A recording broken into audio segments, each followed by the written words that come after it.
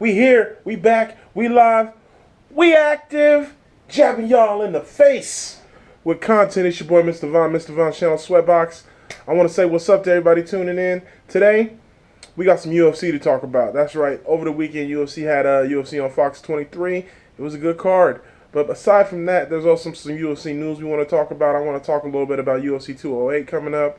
So, let's get into it. Let's start with UFC on Fox 23. So UFC on Fox 23 aired on Saturday night, and it was actually a pretty good card. Let's look. I got the info here. I'm gonna run through the main card, and we're gonna talk about it real quick.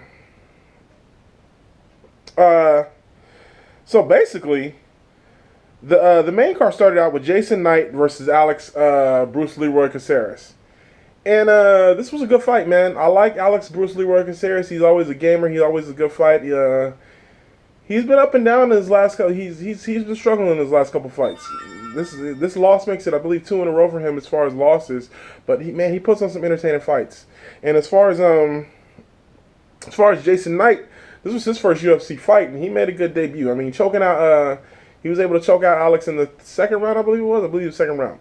And Alex ain't a tough out. And he went in there and he was losing that fight to start with, and he toughed it out and he finished him in the second round. So shouts out to him. Andre Arlovski versus Francis Ngannou. All I can say about this is, wow.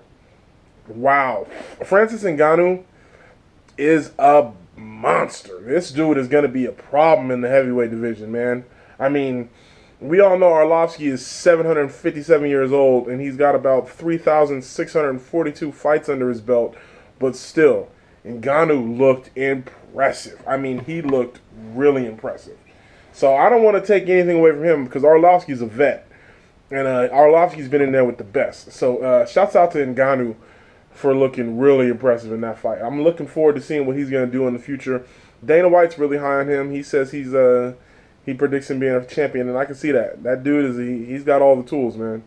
And Arlovski, man, how many more fights can this dude have left? I mean, it's not. Here's the thing about it. He can still fight. Let's get that clear. Arlovski's still. I mean, Ngannou's just a beast. So I'm not taking nothing away from Arlovski.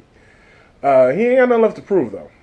So after that, we had Cowboy Cerrone versus Jorge Masvidal, and Cowboy Cerrone got murked. I mean, he got beat up in his hometown. It was hilarious because the crowd was cheering for him like he was the main event. And Jorge wasn't having none of that. Masvidal beat him up. Knocked him out in the end of the first round, but he was saved by the bell, even though he really wasn't. It was kind of it was like the opposite of the Anderson Silva Michael Bisping thing. Except in the second round, Masvidal just finished him. 1 minute into the second round, Masvidal was like, no, dude, you're out. Knocked him, finished him with strikes on the ground. Thanks for coming, Cowboy. Here's the thing about Cowboy. I like Cerrone. I think he's a good fighter. He's always puts on entertaining fights.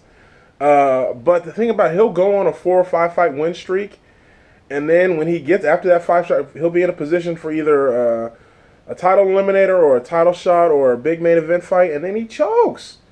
And then he gets to those fights and he just doesn't perform. Look at what happened against Masvidal. Look at what happened against Dos Anjos.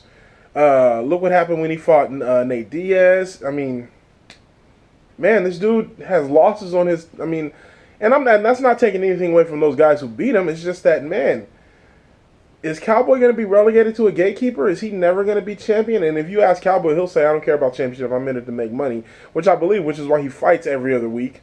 But, yeah, man, I don't know what's up with Cowboy. It's going to be very interesting to see where he goes after this. I mean, you know, he'll be back at it in another week and a half. You know what I'm saying? Begging for another fight. And he'll get it because he's an entertaining fighter. But there's something to be said about the fact that every time he's in a big fight, he can't get it done. So, anyway, on to the main event, which was Shevchenko versus Juliana Pena. Valentino Shevchenko, excuse me, I pronounced that right. Valentino Shevchenko versus Juliana Pena. Oh, man, this was a fight that I've been watching both of these fighters, and I like them both. And the thought going into this fight was if Pena can get it to the ground, she'd be able to ground and pound and probably finish Shevchenko on the ground. But if it stayed up standing, Valentino was going to probably piece her up. That's why you don't listen to analysts, because we don't know what the fuck we're talking about sometimes. Pena, not only did Pena get taken down, she got taken down multiple times, but she also took Shevchenko down too. But guess how this fight ended?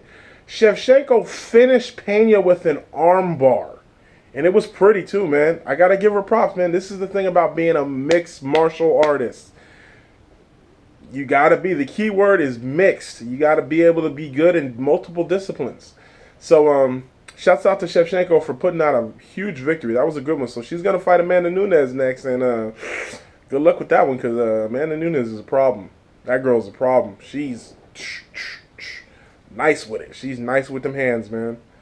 All right, so we're done with that. It was overall, it was a good card, very good card. Shouts out to UFC on Fox 23, entertaining night.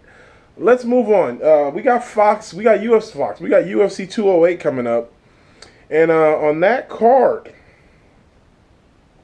the main event is for the brand new UFC 145-pound championship, featuring Holly Holm and Jermaine Durandamy. I hope I pronounced that right. I always have to look at it because I don't know if I'm actually pronouncing her name right. But Jermaine Durandamy is she's a beast. She's undefeated in Muay Thai kickboxing.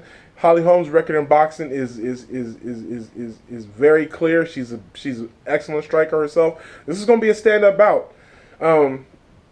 I think Jermaine, actually, I give Jermaine the edge in striking, so I wouldn't be surprised if Holly looks to take this fight to the ground. But this is going to be an impressive fight. But the undercard is more what I want to talk about. I mean, I love Holly Holmes. I think she's a great person. I think she's a really good fighter. So I'm not taking away from that. But I want to talk about the undercard, because we got Anderson Silva versus Derek Brunson on the undercard. And, yeah, this is going to be an interesting fight. We also got Jacare versus Tim Boetsch, and Glover Teixeira's on the card too. So this is going to be a really interesting card, and I'm really excited to see it. Anytime Anderson fights, it's still must-see TV for me. He's still my favorite fighter. Again, with Anderson, he's got nothing left to prove.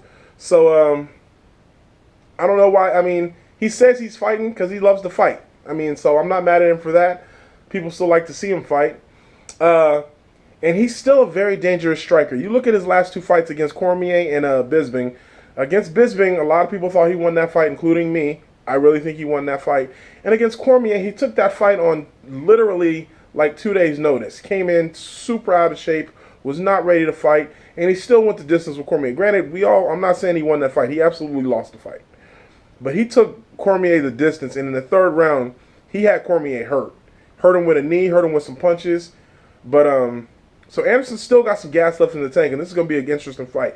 If Derek Brunson's smart, he'll follow Cormier's blueprint and take Anderson down and try to ground and pound him and rough him up on the ground. That's his best shot at winning this fight. Derek Brunson's a talented young fighter, but Anderson Silva is still a spider. And if you keep a fight standing, he might just kick your head off. I mean, the boy is still dangerous, or flying knee your head off. You just never know. He's still a super dangerous fighter. So check out UFC 208. It's going to be a good card, man. That's going to be a good card. It's an underrated card, because especially for those top three fights. Tim Boetsch and Jacare is going to be a hell of a fight. That's going to be a hell of a fight. Okay, so now let's talk about outside of the ring for a second. I'm going to talk about your boy Conor McGregor. On Saturday night, he held a press conference and sold out a 5,000-seat arena so people could hear him give a Q&A. And during the Q&A, he was on his Conor McGregor shit like he is, talking shit like he always does. And he was on some fuck UFC, fuck boxing, fuck WWE, fuck Hollywood, fuck you, and fuck you pay me. I mean, that's basically verbatim what he said. He says that the Floyd Mayweather fight is going to happen with or without the UFC. And if that's the case, it's going to be very interesting to see how Dana feels about that. Because McGregor is really trying to push himself as a single brand, the McGregor Promotions. And if he can push UFC out, and if it's McGregor Promotions and Mayweather promoting that fight, and then UFC's out in the cold, that's not going to sit too well with Dana. They asked Dana in an interview how he felt about Conor's comments, and Dana was like, look, if Conor really wants to go head up with the UFC, that'll be an epic fall from grace and an epic fail. So it's going to be really interesting to see what happens with these two. And on Mayweather's side, Mayweather said this fight's pretty much going to happen. It looks like this fight's going to happen. So The only question left now is UFC going to be left out in the cold, because here's the thing. Dana likes to say, well, I've got Conor under contract. But as far as I know, the contract is for MMA. It doesn't say anything about boxing. So there's a loophole that Conor may be able to work to where he can fight Mayweather, and UFC can't say anything about it. Not only can they not say anything about it, they won't get a piece of it. And that's really what McGregor's about. He doesn't want to give them a piece. He wants to keep it all to himself. So that's very interesting within itself. Yeah. So anyway, it's your boy, Mr. Vaughn. I'ma holla back.